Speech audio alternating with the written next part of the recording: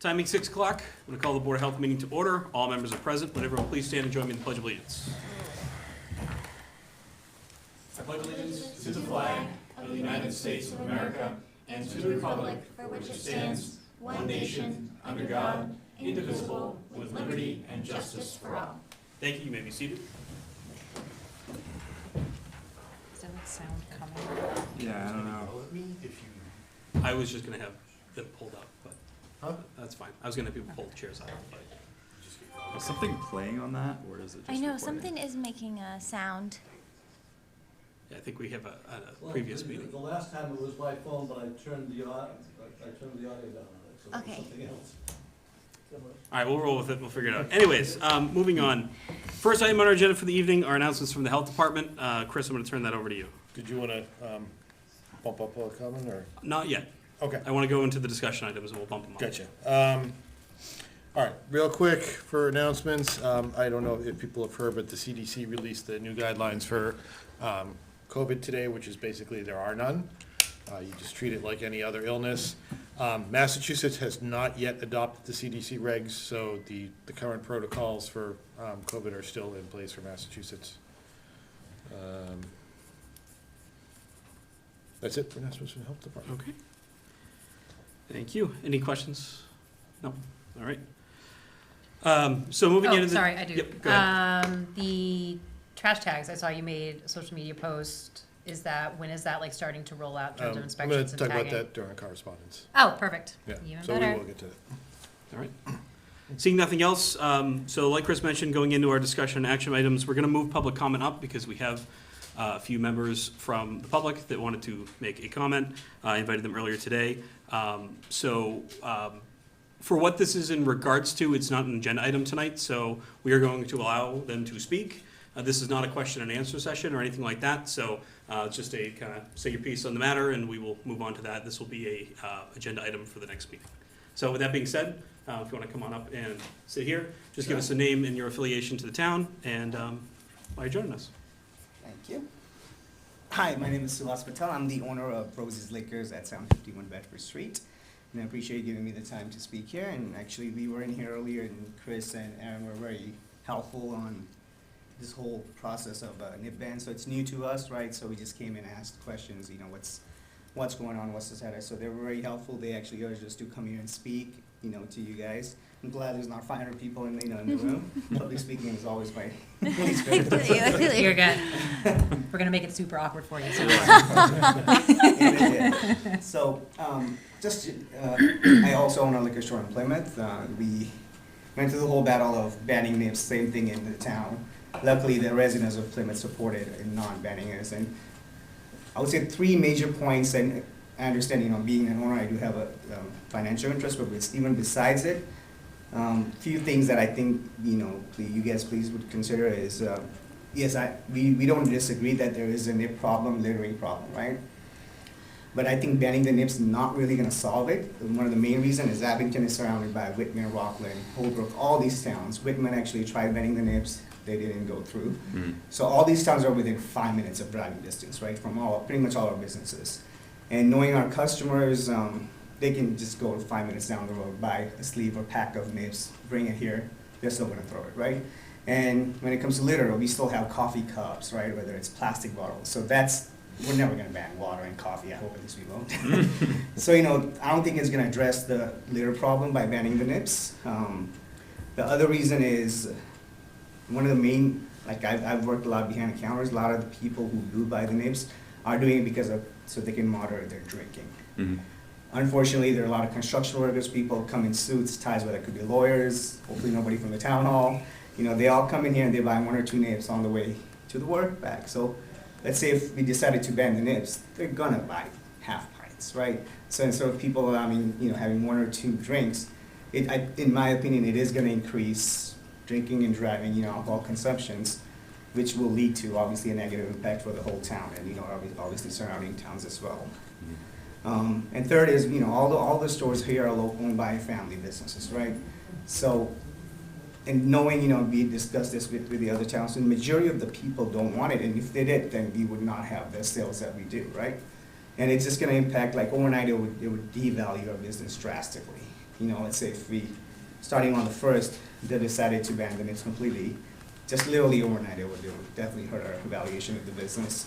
And I understand it's, public safety is obviously a lot more important than, you know, value of 4 or 5 liquor stores in the town.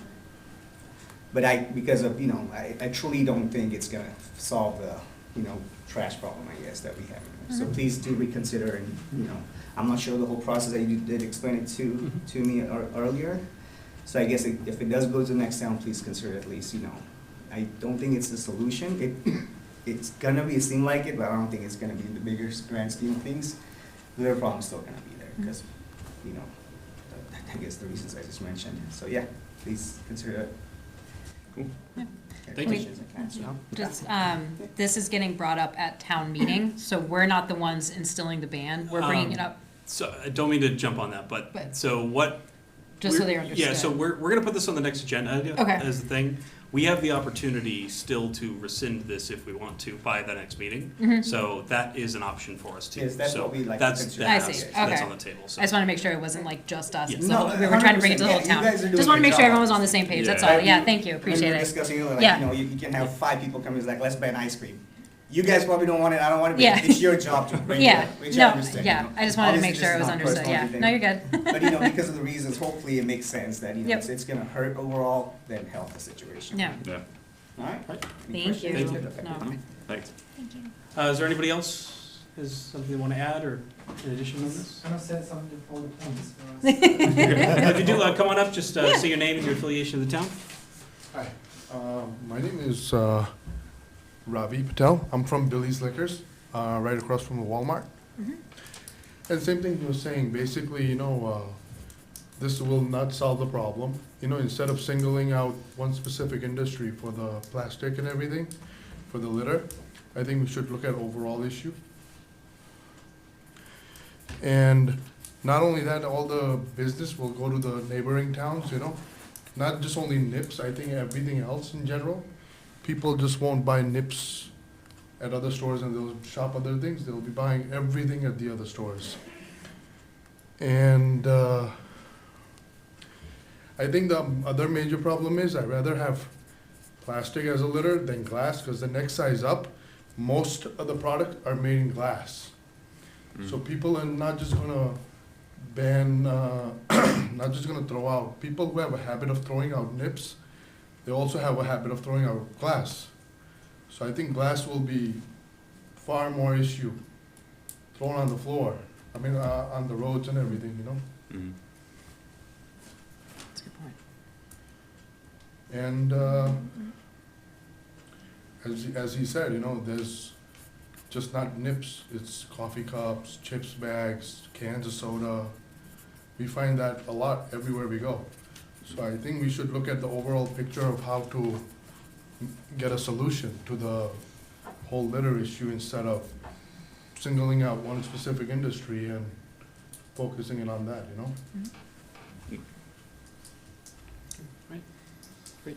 Thank you. Thank you. Anybody else? Any thoughts, things? No? All right, so just to kind of wrap that up, so what we'll do, we are going to add it as an agenda item for our next meeting. Please, all of you, please attend on the 18th, 6 o'clock. We will continue this conversation. We'll be able to actually go into a little bit more in-depth discussion about some things. And at that time, if we do want to take that off of the warrant, the Finance Committee will not have voted on to put that onto the warrant yet, so we still have some time. We can pull it then. So that is there. Now, would this be like the select board meeting, or would it be kind of the same? It's the thing? exact same thing. Exact same thing. Exact same So less people, you'll be fine. Yeah. And it's, it would be on the 18th at 6 o'clock. 18th at 6 o'clock, correct. Yep, absolutely. All right, with that, we'll move on to the rest of our agenda for the evening, moving on to discussions on animal regulations. So as you can all see, you don't have a copy of animal regulations for Whitman because we determined that the Health Department of Whitman does not have their own regulations for them. It is the zoning bylaws that were told to us that they were health things, but they're not. And Chris, I just want to add, you didn't hear anything regarding the barn permit when you asked Dan as a follow-up on that, had you? No, so all he told me was that there were two building zoning bylaws that he also enforces. And that was it. It mostly was setbacks. Yeah.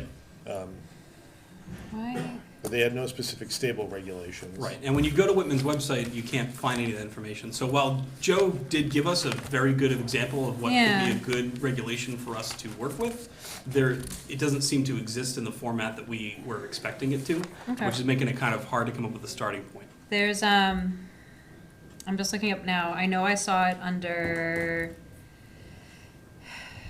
animal control bylaws. I'll have to bring it up. The, Hanover has a fantastic website and they have everything available. So let me, instead of me doing it, trying to, on my phone, let me print out some stuff for the 18th, but they have some great options. Sure, I think it's great. And they have quite a bit of stable, so I know for a fact that in there is like stable and barn regulations. For larger facilities, so I will make sure. So one of the things we Share did that. when I was in the office earlier, just to kind of mitigate here, we did find, so Whitman does have, for the health department, a barn permit that you can fill out as an application. Okay. But no regulations for such things. So there is some sort of template as to like what questions we're looking for, type Yeah. of animal and the quantity, which is more along the lines The of what we're Rockland looking one to was do. nice too. Yeah. Yeah. So we have kind of the basis for what we need to do there, and we just need to stick it all together and make it Okay. work.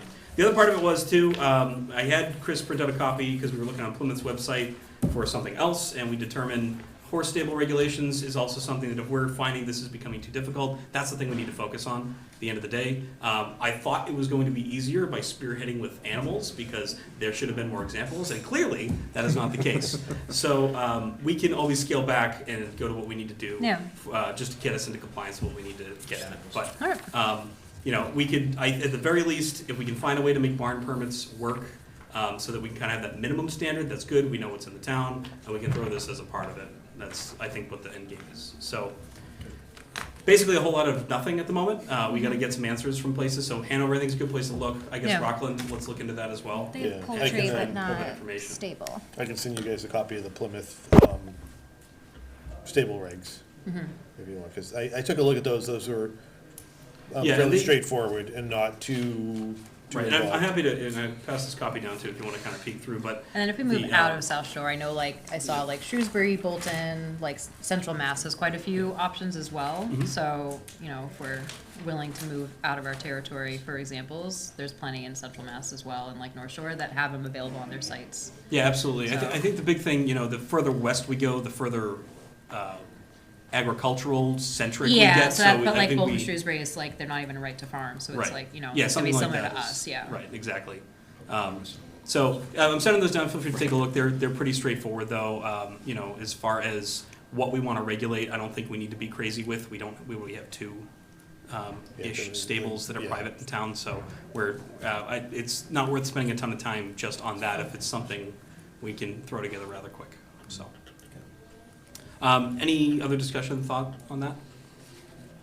No? All right. Vote to approve the minutes from February 26th. Those should all be attached there.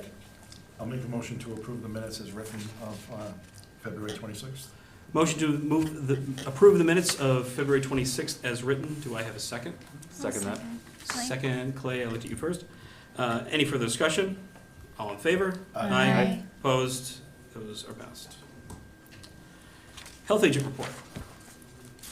I don't really have one this week. We didn't have any inspections since the last meeting was just last week. I did mention on my last report that we had a complaint about a mold complaint for a tenant down. I did do an inspection on the 28th and wrote a correction order for the property owner to repair the ventilation system in the bathroom, which was insufficient. So that was all. Any questions, comments on those? Nope. No. All right, we already did public comment. Just, is there anything we missed with the two public? Is the ban, proposed ban, is it ounces? How many ounces is it? Yeah. 100 milliliter. 50 and 100 milliliter Who bottles. sells those? What do they call them? Oh, they're so good, the bombs. Yeah, those are 100 milliliters. Those are actually 200, I just checked. You don't have to act like you don't know, Ken. What are they called? 200 ounces. Interesting. Oh, I got one in my car. 200 milliliters. Yep, so those would not be part of the ban then. Yeah, yeah. 150 and 100 milliliter bottles.